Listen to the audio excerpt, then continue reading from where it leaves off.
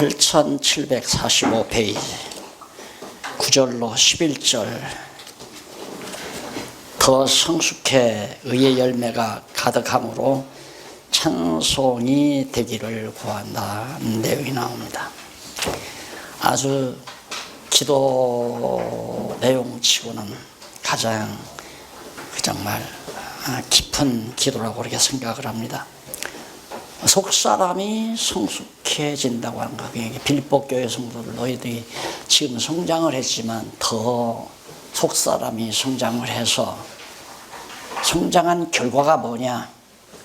찬송이 되게 하시기를. 그러니까 성장이 열매가 가득함으로 성숙해서 의의 열매가, 선한 열매가 많이 맺어짐으로 하나님 앞에 찬송이 정말 되어지기를. 그러니까 네가 도리어 그냥 하나님께 찬송이 되라. 그냥 그러니까 입으로 악보에 맞춰서 노래를 부르라는 게 아니라 너 인생 자체가 찬송이다 이 말. 네 자체가 찬송이다. 그러니까 결국 우리 성도들의 신앙이 성숙하면 성숙하는 만큼 그냥 하나님께 찬송할 것뿐이지. 그래서 에베소서에서 우리가 배웠잖아요. 창세전에 성부 하나님이 예정하시고 성자 하나님이 구속하시고 성령 하나님께서 인쳐주시는 목적이 뭐냐면 은혜의 영광을 찬미케 하려고 찬송하리로다. 이울로게토스 그러잖아요. 찬송하리로다. 그러니까 결국 우리 성도의 마지막 입술의 열매는 뭐냐면 찬송이에요. 그냥 하나님께 늘 찬송하는 마음으로. 그 찬송 가운데는 은혜에 대한 충만함과 감사의 충만함, 은혜와 감사가 충만하면 찬송으로 나타나게 돼 있는 거죠. 그래서 내가 기도하노라. 나의 사랑을 지식과 모든 총명으로 점점 더 풍성하게 하사 나의 사랑을, 그러니까 너희 사랑을, 그러니까 성도들의 사랑이 그냥 맹목적으로 감정적인 사랑이 아니라 지식에 의한 사랑, 그 인격적인 사랑입니다. 감정적인 건 동물도 있어요. 감정적인 사랑의 감정은 인간들도 감정적인, 그러니까 순간 남녀가 순간 만나면 감정이 솟는 그런 것들은 그냥 감정에 기초하지만 사귀어보고 오랜 세월 지나다 보면 그 사람에 대한 인격이라든가 가치관이라든가 성품이라든가 모든 걸 지식으로 알게 되면 지식에 의한 사랑이 나타나는 거죠. 아, 참 멋있는 사람이다. 저 사람은 가치관이 참 아름답고 삶의 목표가 너무 분명하고 인간답다. 이런 게 느껴졌을 때 와지는 사랑, 그게 지식에 넘치는 사랑이죠. 그래서 모든 총명으로 점점 더 풍성하게 하사 너희로 지극히 선한 것을 분별하며. 어느 것이 선한 것인가? 이 말은 어느 것이 주님의 뜻인가를 분별한다는 얘기입니다. 주님의 뜻을 분별하는 거. 로마서에서 우리가 배웠죠. 영적 예배의 첫 번째 조항이 뭐냐면 뜻을 분별하는 일. 어느 것이 하나님의 뜻이냐, 어느 것이 머리 대신 주님의 뜻이냐, 이거 주님의 뜻이냐, 이거 분별할 수 있는 것. 그걸 분별한다는 것은 주님의 뜻을 알아야 이건 주님의 뜻이다, 아니다라고 분별할 수 있잖아요. 그래서 바로 선을 분별하고 예수 그리스도로 말미암아 의의 열매가 가득하여 하나님의 영광과 찬송이 되게 하시기를 바란다. 결국에는 그렇게 되어진 우리의 삶 자체가 영광이 선포되는 거죠. 하나님의 영광이 드러나는 거고. 자, 그래서 넘어가서 보면 거기 잠깐 헬라 독에 나온 거 한번 정리하고 갑시다. 8746페이지 네 번째 줄, 지식이란 말, 에피그노시스란 말인데 지식 또는 인식, 이런 얘기. 인식, 알고 알고 사랑하는 것. 그냥 감정으로 사랑하는 것이 아니라 알고 사랑하는 것. 그 다음 총명은 뭐냐? 마이스테시스란 말인데 이는 지각 또는 이해. 그러니까 지식이 들어왔는데 그것을 완벽하게 이해하는 그것이 총명이다. 성경을 정보를 아는 것은 지식이고 그 정보에 대해서 바르게 이해하는 것은 총명이다.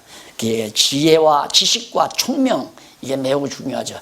이 지식과 총명을 곁들인 것이 지혜입니다. 지혜. 그래서 지식을 정보를 수집해서 그 정보에 대한 완벽한 이해에 도달하는 이것이 이제 매우 중요하다. 자, 그 다음 이제 1장 12절로부터 26절에 보면 매임의 유익을 기뻐하는 것. 정반대죠. 감옥에 들어가는 것은 우리들은 유익한 것이 아니라 해로운 거고 기쁜 것이 아니라 슬픈 거 아니에요. 괴로운 거고. 그런데 바울은 시각이 달라요.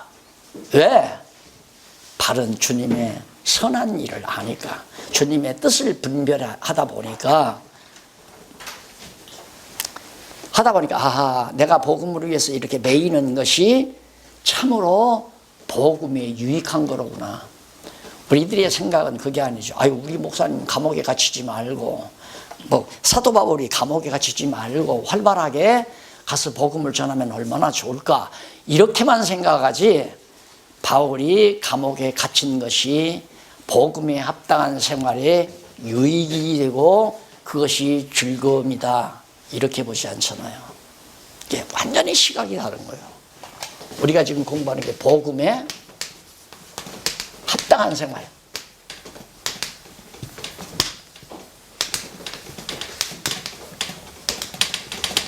이것이 이제 빌립보인데 바로 이것이 산제사 곧 영적 예배. 그러니까 바울이 감옥에 갇힌 것이 절대 불리한 게 아니다. 그것이 복음의 진보를 이루고 그것이 기쁜 일이다. 그래서 매일 감옥에 갇혀 있는 그것의 유익함과 기뻐함을 지금 여기 12절로 18절에서 복음의 진보가 됐기 때문에 나는 기쁘다. 그러면서 넘어가서 48페이지에 넘어가서 본문 한번 보실까요? 본문 거기 보면 주 안에서 신뢰함으로 겁없이 하나님의 말씀을 담대하게 이제는 죽으나 사나 죽인다고 해도 완전히 짓밟아 버린다고 해도 겁날 것 없이 전한다 이 말이죠. 왜? 감옥 안에서 하나님이 담력을 키워주었다. 15절 어떤 이들은 투기와 분쟁으로 어떤 이들은 착한 뜻으로 그리스도를 전파하나니. 그러니까 예수가 복음을 전파하는 자들의 종류를 바울이 예리하게 지적하잖아요. 아무 교회가 저렇게 하는데 난들 못하려 하고 경쟁의식에서 다시 말해서 자기 교회를 더 상대방의 교회보다도 더 크고 더 찬란하게 하기 위해서 열심으로 복음을 전하는 자들이 있는가 하면 선한 뜻, 머리 대신 주님의 뜻을 따라 고난을 받고 핍박을 받아도 담대하게 복음을 전하는 자들이 있다. 그래서 이들은 16절 이들은 내가 복음을 변명하기 위하여 세우심을 받은 줄 알고 사랑으로 하나 저들은 그러니까 시기와 질투함으로 하는 자들은 누구냐? 17절 나의 매임에 괴로움을 더하게 할 줄로 생각하며 순전치 못하게 함으로 그리스도를 전파하나니. 바울을 괴롭게 하려고 열심으로 복음을 전파한다 이거예요. 그러니까 복음을 같이 전파해도 반목질시하는 것 좋은 뜻이 아니다. 나쁜 뜻으로 하지만은 바울의 결론 보십시다. 하니라 18절 그러면 무엇이뇨? 외모로 하나 시기하고 질투함으로 경쟁심에서 하나 참으로 선한 뜻 참으로 하나 무슨 방도로 하든지 전파되는 것은 뭐가? 그리스도가 전파되니 이로써 내가 기뻐한다. 다시 말해서 바울을 괴롭히는 사람도 좋고 선한 뜻으로 하는 사람도 좋다. 다 좋다 이 말이에요. 왜? 다 합력해서 선을 이룬다. 합력해서 그리스도가 전파되어지니까. 참 생각이 깊죠. 그래서 이렇게 하나님의 말씀을 자세하게 보다 보면 사고가 달라지잖아요. 세상을 보는 눈이 달라져요. 그러니까 예를 들어서 내가 일을 하다가 교회에서 쫓겨났다. 안 그러면 무슨 교회가 큰 빗덩어리에 넘어가 봤다. 이거 참 나쁜 일이다. 불리한 일이다. 아니에요. 그가 아니라 이 말입니다. 도리어 그것이 복음의 진보가 되고 그것이 기쁨이 되고. 어떻게 교회가 망했는데 기뻐요? 그것이 바로 경지에 도달하는, 성숙의 성도 신앙의 경지에 도달하는 그런 열매라고 하는 것을 바울이 지금 말하고 있습니다. 이게 이제 교회에서 복음에 합당한 생활이에요. 복음에 합당한 생활. 복음에 합당한 생활이 자기의 목표와 자기의 이상을 실현하는 데 있는 게 아니라 하나님의 뜻을 실현하는 거니까. 22절로 26절 사도와 형제들 유익 사이에 처한 생사의 결과를, 이 인생관이 정리가 되잖아요, 바울이. 그러나 만일 육신으로 사는 것이 내 일의 열매일진데, 내가 감옥에서 나가가지고 이대로 육신으로 좀 더 5년이고 10년이고 더 산다면 이것이 바로 사도 바울의 일에, 선한 일의 열매일진데 무엇을 가릴는지 나는 알지 못하노라. 그 말은 바울이 지금 감옥에 갇혀서 내가 그 이대로 옥사를 할지, 이제 사형 선고를 받아서 옥사를 할지, 아니면 감옥에서 풀려서 나가서 사랑하는 빌립보 교회 성도들이나 에베소 교회 성도들의 얼굴을 맞대고 하나님의 말씀을 같이 나누며 교제를 나눌지, 그건 모른다 이거예요. 하나님이 하실 일이니까. 죽일지 살지는 모르지만 그 두 사이에서, 죽느냐 사느냐 하는 이 사이에서 내가 끼어 있지만은 중요한 것은 떠나서, 내가 이 세상을 떠나서 죽어서 옥사를 해서 그리스도와 함께 있을 욕망을 가진 이것이 더욱 나는 좋다. 이 세상에서 머물며 사니까 복음에 합당한 생활을 하려는데 육신적으로는 고달프다 이 말. 감옥에도 갇혀야 되고 매도 맞아야 되고 또 추격을 당해야 되고 배고픔도 당해야 되고 강도의 위험도 당해야 되고, 오죽하면 성에서 밤에 몰래 바구니를 타고 정말 피해야 되고, 이런 치졸한 일들이 자기에게 계속 밀려오니까 내 자신만을 생각한다면 빨리 떠나서, 빨리 옥에서 그냥 죽어서 주님 곁에 가서 편안히 쉬고 싶다. 그래서 더욱 좋다 그 말이에요. 죽으면. 그러나 내가 육신에 거하는 것이 너희를 위하여 더 유익하리라. 바울의 인생관은 뚜렷했어요. 나는 나를 위한 삶은 이제 없다. 나 자신을 위한 삶은 없다. 누구를? 너희를 위한 삶이다. 이제 바울은 감옥에서 나와가지고 성도들을 만나서 하나님 말씀을 직접 눈을 맛보면서 가르칠 수 있으면 이것이 너희에게 유익한 거 아니냐. 그래서 바울은 죽으면 나에게 좋고 살면 너희에게 좋다. 따라서 바울은 살아도 좋고 죽어도 좋다. 이런 인생관을 가지고 사는 게 바로 복음에 합당한 삶이다. 안 돼. 난 병들어 죽으면 안 돼. 더 좀 살아야 돼. 이렇게 열심히 가르치고서 이제 여름에 수양회를 갔거든요. 여름에 이제 고인들하고 같이 가는데 그동안 혼자서 사시다가 혼자 사시는 분들끼리 그때가 아마 거의 60대가 됐을 거예요. 이런 분들이 결혼을 했어요. 그러니 얼마나 알콩달콩하겠어요. 근데 넘어가는 막 꼬불꼬불하는 길에 버스를 타고 가는데 막 버스가 막 요동을 치니까 안 돼! 여자가 그러더라고요. 권사가. 그러면서 나는 좀 더 살아야 돼 그러더라고요. 그래가지고 얼마나 웃었는지. 예. 우리가 아직도 그런 생각을 가지고 있다면 복음에 합당한 생활에서 저 멀리 있는 거죠. 죽어도 좋고 살아도 좋고, 살면 너희에게 좋고 죽으면 내게 좋고. 그러면 복음에 합당한 삶을 산다는 것이 얼마나 육신적으로는 고달프고 힘든 것인가를 알 수가 있죠. 이게 산제사예요. 영적 예배고, 이 예배를 드리고 살아야죠. 우리가 이런 산제사를 드리고 우리가 살아야 된다.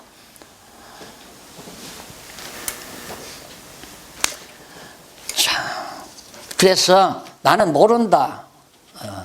확실하노니 내가 너희와 같이 있으므로 그리스도 예수 안에서 너희 자랑이 나를 인하여 풍성하게 하려 하심이라. 예. 내가 살 것과 25절에 나오죠. 내가 살 것과 너희 믿음의 진보와 내가 사는 것하고 또 살아서 너희 믿음을 더 키워주는 것, 성장시켜주는 것. 보호자가 없고 후원자가 없으면 신앙이 자랄 수가 없어요. 교사가 없으면. 그러니까 교사는 성도들의 믿음을, 속사랑을 키워가는데 꼭 후원해주고 보호해주는 교사란 말입니다. 그러니까 설교해가지고는 신앙이 안 자라거든요. 설교하면 목사의 사람은 되지만은 주님의 지체는 안 된단 말입니다. 주님의 신도로서의 지체는 안 된다. 설교하지 말고 성경만, 지금 내가 목사님들에게 성경 가르치듯이 이렇게 꼬박꼬박, 맞네. 진짜 맞구나. 그런 교사의 일을 죽든지 살든지 자기만을 위해서 살고자 하는 치졸한 생각하지 말고, 하나님께서 나를 살려준 것은 저 어린 성도들의 속사람을 키우는데 후원하고 협조, 후원하고 또 도와주라고, 보호하라고 나를 살게 하셨구나. 이 이상을 더 생각하면 아직도 나도 어린 거죠. 나는 이 세상에 살아야 될 이유가 뭔가? 나는 이 세상 기쁨을 더 누리기 위해서. 그건 아니잖아요. 그건 하나님께서 쓰시는 교사로서의 올바른 자태가 아니죠. 적어도 바울이 그렇게 했으니까. 정말 그렇게 될까? 바울이 그렇게 됐잖아요. 그래서 이건 머리하고 이 차단이 돼버리면 안 된다. 어떻게든지 서로 경쟁해서 너보다 내가 커야 되고, 너보다 내가 세야 되고, 너보다 내가 이겨야 되고, 이런 경쟁밖에는 머리가 차단되면 없죠. 서로가 갈등하고 서로가 투쟁하고. 그럼 머리에게 연결이 되면 된다 이 말입니다. 오른손이 오른손을 위해서 일하잖아요. 일을 안 해요. 오른손이 왼손을 위해서 일하고 왼손은 오른손을 위해서 하는데, 서로 위해서 사랑하며 하는 일이 주를 섬기는 일이죠. 형제를 자기 몸처럼 사랑하고 우로 하나님을 사랑하고 형제를 자기 몸처럼 사랑하라는 게 바로 이 원리예요. 서로 사랑하고 사는 것이 주님을 사랑하는 행위다. 그러니까 부모가 마지막 운명하면서 남기는 일 가운데 형제가 많으면, 얘들아, 내가 세상을 떠나더라도 너희끼리 서로 사랑하고 보내라. 형제의 우애가 최고니라. 부모의 일심 소원은 형제들이 싸우지 않고 서로 화목하고 우애하면서 사는 것. 그걸 부모가 원하는 것처럼 머리도 마찬가지예요. 주님도 우리끼리 서로 사랑하면서 사는. 그러니까 내가 있는 건 너를 위해서 있는 거다. 너 무거울 때 내가 가서 붙들어주고, 네 무거울 때 내가 가서 같이 협력해서 붙들어주고, 서로 위해서 사는 삶. 바울이 그거예요. 내가 살면 너희에게 유익하고 죽으면 내게 좋다. 그래서 살아도 죽어도 다 좋은데 이 두 사이에 내가 지금 끼어 있다. 그 말은 옥살을 할지 옥에서 타러 갈지 난 모른다. 그건 하나님이 정하시는 일이니까 지금 그 말을 하면서 이 얘기를 하고 있는 겁니다. 자, 넘어가서 두 번째, 한쪽 가로 두 번째, 합당한 생활의 원리. 그러면 복음에 합당한 생활을, 아까는 실제. 복음에 합당한 생활을 실제 배웠죠. 그 다음 두 번째가 원리예요. 어떻게 복음에 합당한 생활을 하는 기본 원리가 뭐냐. 2장까지 내용입니다. 자, 진행합니다. 계속해서. 넘어가서 첫 번째 원리는 양쪽 가로 1번. 생활의 기본을 알려줌.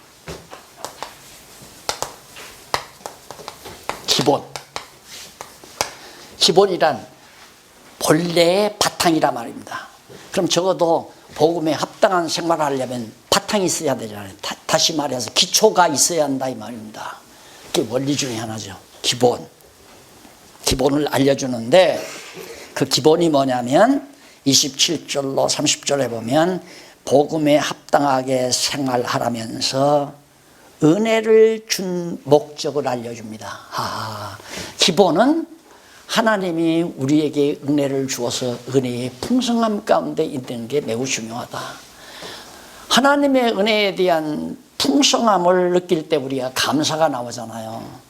그러니까 기본은 감사예요. 감사. 자, 보십시다. 27절. 오직 너희는 그리스도 복음에 합당하게 생활하라. 복음에 합당하게. 왜냐하면 이는 내가 너희를 가보거나 떠나 있으나 너희가 한 마음으로 일심으로 서서, 일심으로 앉아있지 말고 서서, 서서라는 말은 행동, 살아갈 행동을 하는 자세가 서서 아니에요. 앉아있는 건 행동이 없어요. 쉴 때에는 뭔가 행하려는 거고, 서서 한 뜻으로 복음의 신앙을 위하여 협력하는 것과, 여기서 협력은 나는 이걸 합력이라고 했으면 참 좋겠어요. 합력하는 것, 서로 힘을 모으는 것. 그래서 합력하는 것과, 이게 제 첫째죠. 그 다음 아무 일에든지 대적하는 자를 인하여 두려워하지 말고, 합력, 두려움도 두려워하지 말라. 무엇으로? 죽을까봐, 굶어 죽을까봐, 병들까봐, 안 그러면 교단에서 잘릴까봐 두려워하지 말고 아무 일에도 대적하는 일 아니라 두려워하지 아니하는 이 일을 듣고자 함이라. 이것이 저희에게는 멸망의 빈거요 너희에게는 구원의 빈거니 이는 하나님께로부터 난 것이라. 자, 합력하고 협력하고 두려워하지 아니하는 것이 내가 하는 게 아니라 머리 되신 주님으로부터 그렇게 합력하게 하시고 두려워하지 않게 하는 거다 그 말이죠. 그 다음 29절. 그리스도를 위하여, 당연하죠. 머리를 위하여, 그리스도를 위하여 너희에게 은혜를 주신 이유가 뭐냐. 왜 그리스도가 은혜를 줬나. 첫째, 그리스도를 위하여 준 거다. 근데 우리는 내가 은혜의 충만함을 받기 위해, 내가 받기 위해서 은혜를 준 줄로 아니에요. 그리스도를 위하여 은혜를 주었다. 다만 그를 믿을 뿐 아니라, 첫째가 믿으라고. 은혜를 왜 줬는가. 머리를 믿어라. 머리를 믿고, 그 다음 또한 그를 위하여 고난도 받게 하려. 믿고 머리를 위하여 고난받게 하려고 은혜를 주었다. 근데 우리는 그런 생각 안 하고 은혜를 주시옵소서, 충만히 주시옵소서. 뭐하게? 바로 하나님께서, 머리 되신 예수님께서 우리에게 은혜를 주신 목적은 믿어라. 나를 믿어라. 그리고 나를 위해서 고난받으라. 다 그거네. 바울도 사랑하는 후배, 사랑하는 제자나 후배 같은 디모데에게 복음을 위하여 고난을 받으라. 마지막 유언이 그거 아닙니까? 디모데후에. 그 다음 예수님도 바울을 불러놓고 네가 나를 위하여 얼마나 많은 고난을 받아야 할지, 그리고 제자들 12 사도들에게도 너희가 나를 위하여 많은 고난을 받으리라. 고난이 전제예요. 그렇게 복음을 위하여 고난을 받게 하시려고 은혜를 주셨다. 성령 충만도 주시고 하나님의 귀한 말씀도 깨닫게 해주시고, 이게 다 은혜 아니에요. 이게 기본이라고 해요. 기본. 생활의 기본. 그러니까 하나님의 은혜가 기본인데 왜 그 은혜를 줬는가? 믿고 주를 위하여, 머리를 위하여 고난을 받으라. 다 그거 아니에요? 머리가, 내가 부산을 가고 싶다. 부산은 너무 머니까 차 타고 가잖아요. 내가 지금 정말 박 목사님 집에 가고 싶다. 그러면 걸어가야 되잖아요. 머리는 가고 싶다고 생각을 했는데 수고는 하면 두 다리가 해야 되잖아요. 걸어가야 한다. 예, 주님의 뜻을, 선한 뜻을 이 어두운 세상에 펼쳐나가는 데 있어서 우리 육신의 고통은, 고난은 필수적인 것이다. 빠질 수가 없죠. 필수적인 것이다. 예, 참 제 얘기가 자꾸 나와서 좀 죄송하기는 하지만은, 내가 이렇게 이른 아침 8시 반에 집에서 출발하거든요. 우리 장로님의 이렇게 딱 차를 8시 반에 대주시기 때문에 오는데, 이 나이는 장로님이 딱 처음에 만나서 인사하고 꺼내는 얘기가 개나리보다 벚꽃이 먼저 폈어요 그러더라고요. 나도 많이 생각했죠. 활짝 개나리 벚꽃이 피면 좀 꽃 구경은 한번 늙어서 가야지 않나, 이런 생각을 했어요. 근데 그거 까마득하게 잊고, 왜? 요즘 바쁘잖아요. 요즘 지금 다시 이게 품절된 우리 강론집을 다시 손질을 합니다. 첫째 1권이 이제 품절이 됐기 때문에 그걸 재판을 하기 위해서, 최종판을 내기 위해 지금 거의 앞에서부터 아주 차근차근 이번에는 그렇게 해서 지금 하느라고 이제 한 3분의 2점 했는데, 거기 한번 빠지면 아침인지 저녁인지 점심인지 그 분간을 못합니다. 점심 때 와서 여보 식사합시다 하면 아침인가 저녁인가 둘러보면 이거 점심, 시계를 보아야 점심인지도 알고.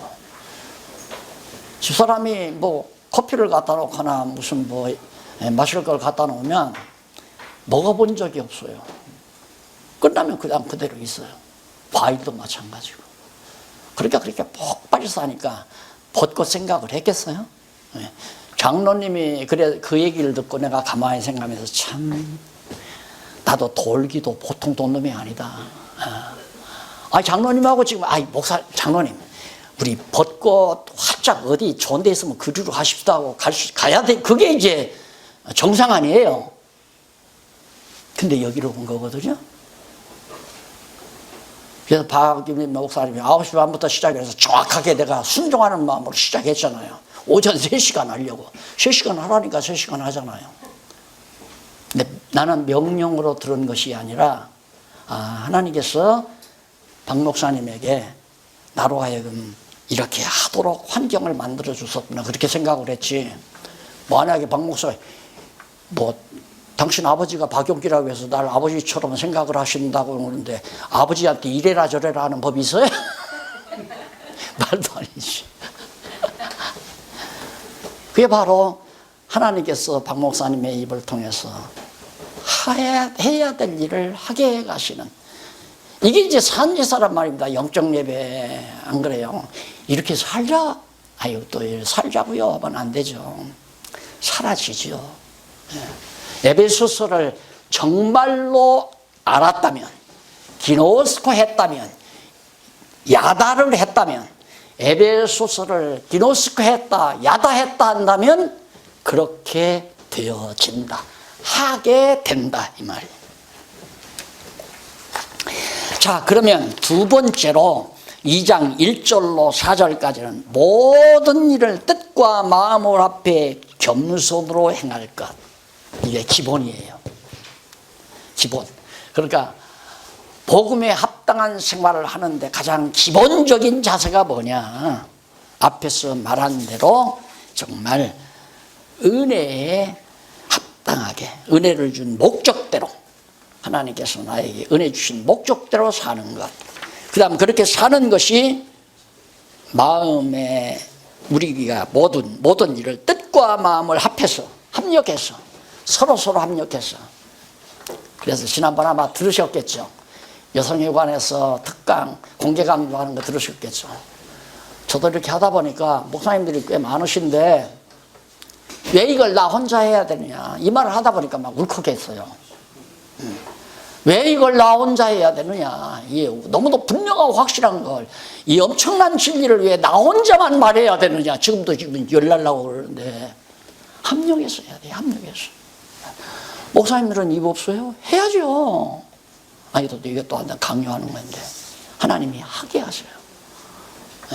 그래서 합력해서 하는 이것이 복음에 합당한 생활의 기본이에요. 생각해 보십시오. 지금 막 자꾸 아니 지금 아까 어제 들은 얘기지만 몽고에서 지금 공부를 하고 막 이 진리를 이렇게 서로 목사님들끼리 공부를 하고 전하고 한다는데 이런 걸 원하거든요. 아무 데서라도 나한테 연락 안 해도 상관없어요. 아무 데서라도 옳은 말씀을 전하고 가르치고 서로가 나누고 이런 일들을 나 혼자만 미움받으면서 해서는 안 되잖아요. 나 이렇게 해야 미움받는 것 당연히 알거든요. 내가 저 새끼는 저만 똑똑하단다, 지만 하는 거 아주 교만한 놈이다 이런데 아까 겸손으로 행하라고 했잖아요. 여기 조금 나에게 부족해요. 겸손이라는 게. 왜 그러냐면 나는 교만해서 교만해서 남들이 교만하다고 느끼는 거죠. 오죽했으면 성경 모르면 제발 좀 가르치지 말았으면 좋겠다고. 그 말이 왜 나왔느냐면 내가 알지도 못하고 부자는 천국 가기가 약대가 바늘귀로 들어가는 것보다 더 어렵다고 그렇게 가르치던 시골교회 어린 시절의 목사님의 가르침, 이게 나를 엄청나게 울게 만든 거 아니에요. 그 예민한 청소년 시절 눈물로 세월을 보내게 만드는 것이 바로 그거란 말입니다. 부자는 천국 못 간다 이 말. 그러니까 모르면 그렇게 가르치지 말아야지. 그런데 어떻게 생각하면 그게 정말 보약이었어요. 그게 정말 좋은 거였어요. 그러다 보니까 죄 때문에 고민했고 죄 때문에 고민해서 죄인의 눈으로 성경을 보다 보니까 내 죄를 누가 해석해 주나 해결해 주나 하고 해결해 줄 분을 찾다가 보니까 예수 그리스도에서 정확하게 예수가 그리스도라는 복음이 정확하게 이제 들어오기 시작한 거죠. 그래서 잘못 가르친 그 목사님도 때로는 고마워요. 여하튼 괴로움의 눈물을 3년 이상 매일 펑펑 울었다는 거예요. 매일. 밥도 아무것도 다 귀찮은 거예요. 그냥 남들이 보면 창피하니까 그냥 산골짜기 가서 한없이 산골짜기 그 바윗돌이 그냥 동물동안 물이 흐르는 골짜기에 그냥 정처 없이 돌아가면서 막 펑펑 때로는 바위들에 앉아서 한나절을 울다가 내려오기도 하고. 해결할 필요 없으니까 오른손 자르고 눈 빼라는데. 그래서 정말 이 놀라운 복음을 발견하고 나서야 바른 이제 가치관도 알게, 가치관도 정립이 되고 왜 살아야 되는 것도 알게 되고 어떻게 살아야 될 것까지라도 이런 진리를 통해서 깨닫고 나니까 알게 된 거죠. 진짜 그리스도와 연결이 되니까 나로 하여금 살게 해 가게 하신다. 살 수 있도록. 나는 이 경동로에 와서 내가 어떻게 한 노회 목사님들하고 이렇게 내가 뭐라고 이름도 없는데 이단으로 유명해서요. 그래서 내가 박 목사님 처음 만났을 때 미리 힌트를 줬죠. 내가 누구냐면 이단으로 지금 인터넷에 가보면 이단으로 아주 쫙 깔려 있습니다. 그 정보를 내가 미리 준 이유가 나를 알고 이제 말하다가 보면 또 인터넷 들어갈 거 아니야. 특히 회장 목사님 딱 들어가면 그 이단이니까 안 돼요. 안 돼. 저 회장 목사님이 반대했으면 내 여기 안 왔을 거 아니야. 이게 다 하나님의 가시는 일이에요.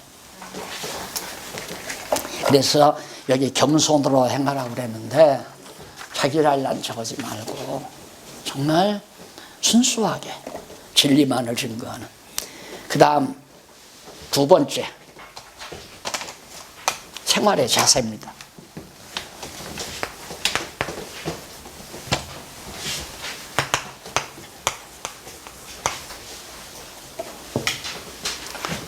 그러면 생활의 자세가 어떠한 것이냐. 원리에도 물론 자세가 좀 나옵니다만 겸손한 자세가 나오잖아요. 자, 2장 5절로 11절에 보면 낮추어 죽기까지 복종한 예수의 마음을 품어야 된다. 이게 올바른 자세예요. 영광의 보좌를 저버리시고 날고천한 이 땅에 오셔서 죽어 음부에까지 가잖아요. 음부에까지. 죽어서 음부에 가셨다는 건 더 이상 내려갈 데가 없이 내려가신 걸, 그것이 근본 의미예요. 그런데 뭐 음부에 가신 건 누구를 구원하러 갔다, 누구에게 복음 전하러 갔다, 이런 쓸데없는 얘기들. 물론 그런 면도 있죠. 있지만은 더 중요한 것은 가장 낮아지기 위해서 더 이상 내려갈 수 없는 자리가 음부 아니에요. 영광의 보좌는 그 이상 높아질 데가 없는 거고, 최고로 높은 데서 최고로 낮은 데까지, 그것이 그리스도의 승기와 비합니다. 그리스도에게 붙어 있다면 그렇게 되져라, 이 말이에요. 그러니까 낮아지는 것도 겁날 거 없는 거죠. 왜? 낮아져도 높여놓으니까. 요즘 제가 분방 공부해서 지금 열왕기 하 공부시키거든요. 그게 구약의 절정 아닙니까? 구약의 절정. 다윗이 압살롬한테 쫓겨나가지고 압살롬이 그냥 완전히 머리 걸려서 죽은 다음에 다윗이 다시 환궁을 해요. 아들놈한테 쫓겨나갈 때 참 별 볼 일 없는 인간들이, 시므이 같은 인간들이 그냥 조롱을 하고, 야, 피토할 일 아니에요. 한때 왕이었는데, 왕궁에 있었는데, 그렇게까지 하나님이 다윗을 낮춰요. 끝난 거 같죠? 안 끝나요. 그러니까 낮아지면 낮아질수록 높아질 때가 가까운 거죠. 하나님이 높일 때가. 왜? 낮춰서 높이심으로 하나님의 능력도 드러내고 또 사람도 만들어가고. 나는 그래서 그런 생각을 해요. 아니, 목사가 2단 됐으면 더 이상 내려갈 데가 어디 있어요? 예? 2단 됐으면 더 이상 내려갈 데가 없잖아요. 그러니까 겁난 게 없죠. 2단도 됐는데 복음을 전하다가 내가, 물론 감옥은 못 갔어요. 그런데 과거처럼 그렇게 유대교가 권력이 있었으면 감옥에 가죠. 지금도 만약에 교계가 사법권이 있으면 감옥도 있을 거 아니에요. 벌써 잡아다 쳐넣을 거예요. 저 새끼 입 막아야 된다 해가지고.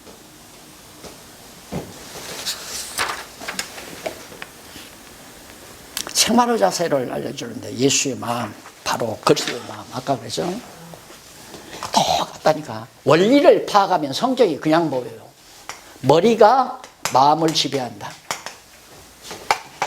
그리스도의 마음을 내가 갖는 게 아니라 머리 대신 그리스도가 내 마음을 주관하는 거죠.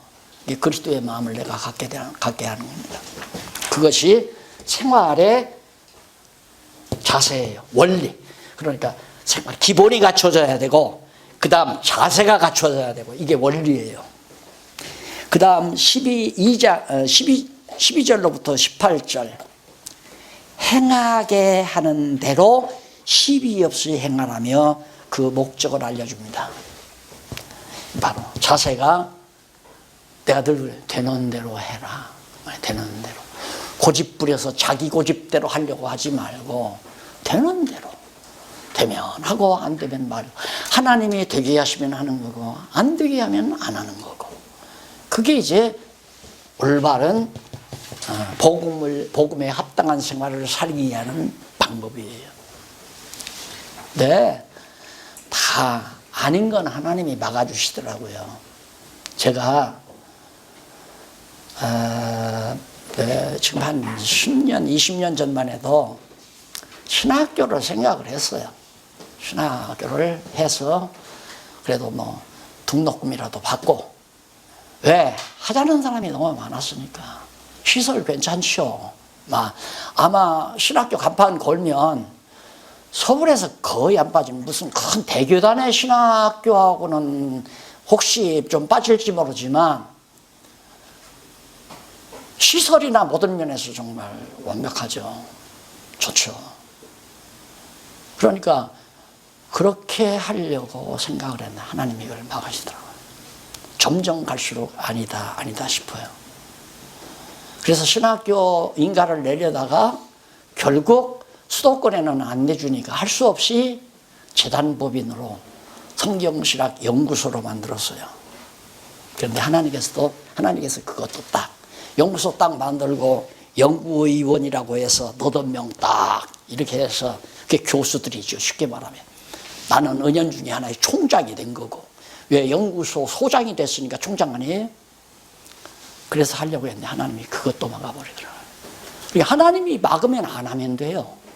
하면 되게 하시면 하면 되는 거고, 그런데 안 되는 것을 억지로 하려니까 복음에 합당한 생활이 어렵다 이 말이에요. 안 되게 하셨는데 하려고 하니까 그렇게 안 하잖아요. 그런데 지금 생각하면 야, 했으면 어쩔 뻔하는 거다. 그래서 이제 연구소를 만들어 놓고 해외에서 이제 중국이나 몽고나 인도나 동남아 이런 등지에서 교회 지도자들 10명, 20명씩 이렇게 불러가지고 어떻게 부르느냐, 성도 한 분당 비행기표 한 사람씩 담당을 자원해서 하고 싶은 분들은. 그러면 10명 자원을 하면 10명이 비행기표 보내서 타고 와라.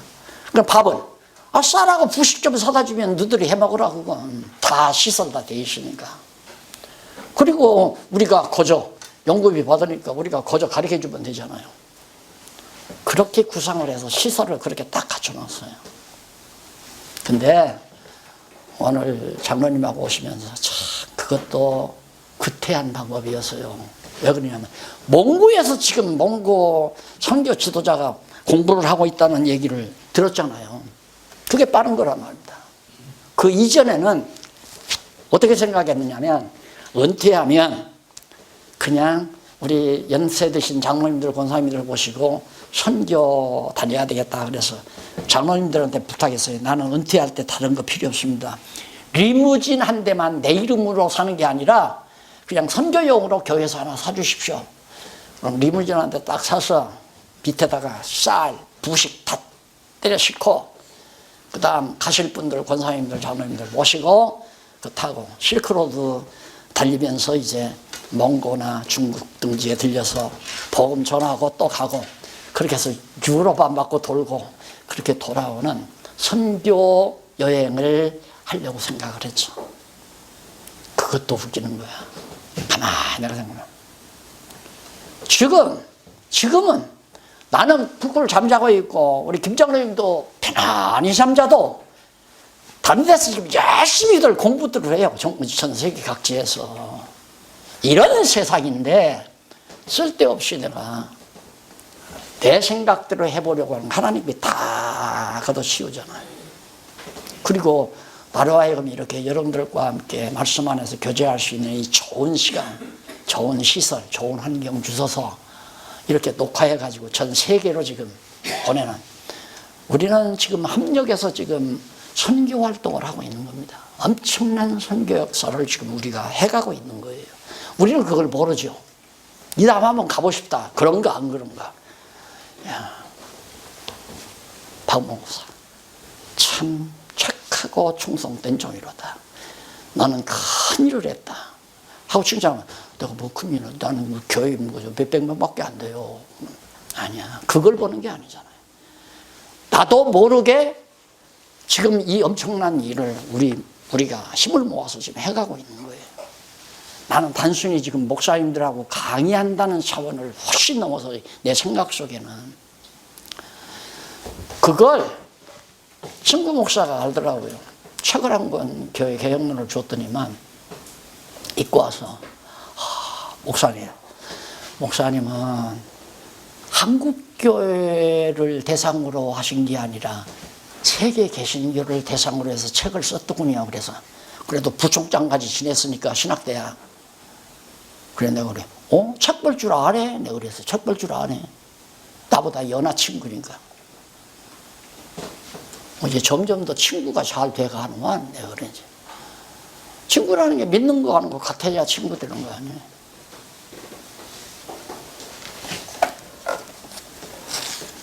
시비할 것이 없어요. 서로 잘했나 못했냐 시비할 필요도 없고 행하게 하는 대로만 하면 시비할 필요가 없는 거죠. 우리가 이렇게 일찍 9시 반부터 시작하도록 하나님께서 환경 만들어주니까 하니까 또 잘 되잖아요. 그 목적이 뭔가, 그 목적을 살펴보면 14절에 하면 모든 일을 원망과 시비가 없이 하라.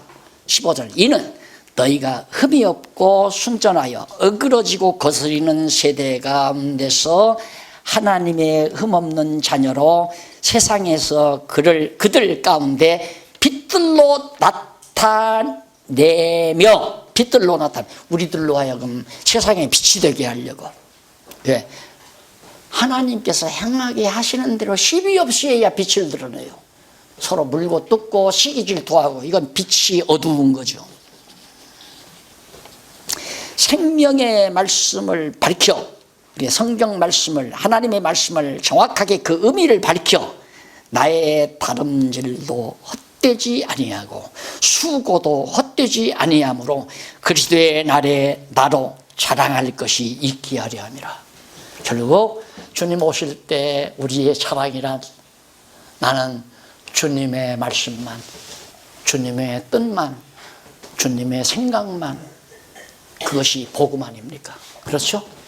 주님의 생각만, 복음, 성경에 기록된 복음만 전하게 하시는 대로 전했습니다. 이것이 자랑거리다 이 말이에요.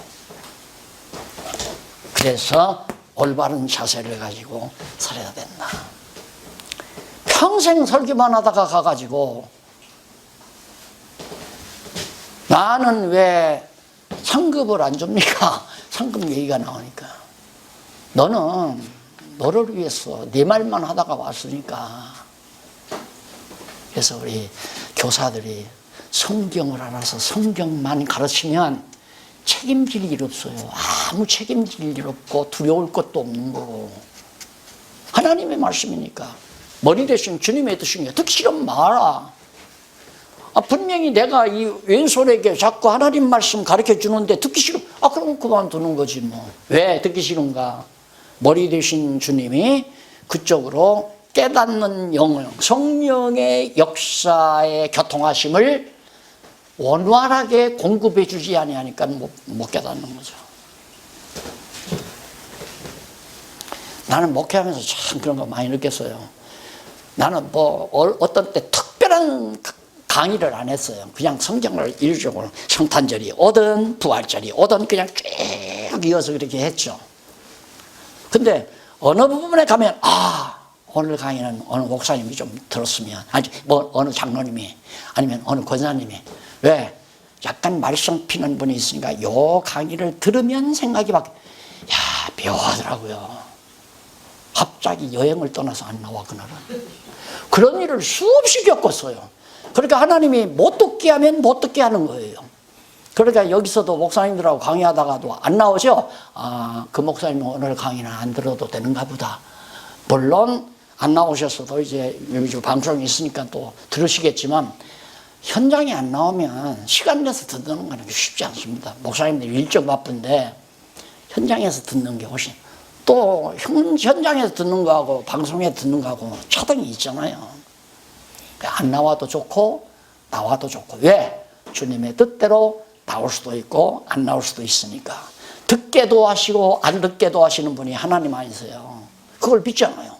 그러니까 안 나왔다고 뽀르통할 것도 없고 나왔다고 해서 좋다고만 할 것도 없고, 나오든 안 나오든 나 할 일만 하면 되는 거 아니에요. 그것이 시비 없이 하는 일이다. 그래서 그리스도의 날에 나로 자랑할 것이 있게 하려고 그렇게 시비 없이 하나님이 되게 하시는 대로, 행하게 하시는 대로 해라. 만일 너희 믿음의 제물과 봉사 위에 내가 나를 관제로 드릴지라도 나는 기뻐하고. 그러니까 감옥에서 옥살을 하거나 피를 흘리고 죽는 한이 있더라도 그 피를 관제로 내가 너희 사랑의 봉사 위에 뿌릴지라도 나는 기쁘다 이 말이에요. 그래서 너희 무리와 함께 기뻐하리니 이와 같이 너희도 기뻐하고 나와 함께 기뻐하리라. 기뻐하라. 그래서 즐겁게 자세는 겸손하게 즐겁게, 그리고 하나님께서 하게 하시는 대로 시비 없이 그렇게 하는 것이 바로 복음에 합당한 생활의 원리다. 이게 예배를 드리는, 산제사 드리는 방법이에요. 영적 예배. 그러니까 내가 하나님 앞에 오늘 또 영적 예배 산제사를 드리느냐 안 드리느냐는 바로 이 원리에 따라서 이렇게 기본 원리가 갖춰졌느냐 안 갖춰졌느냐가 매우 중요한 거죠. 실제 원리 지금 배웠습니다.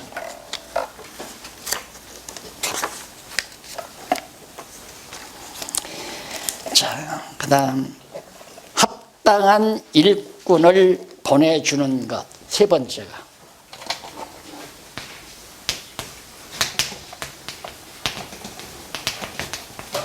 일꾼, 파송이죠. 일꾼 파송을 기도하십시다. 자비로우신 아버지 하나님 감사합니다. 오늘 또 피곤한 줄 모르고 우리들이 함께 진리의 말씀 안에서 같이 기뻐하고 같이 화답하면서 성령의 교통하심 속에 살아왔습니다. 힘 주시옵소서.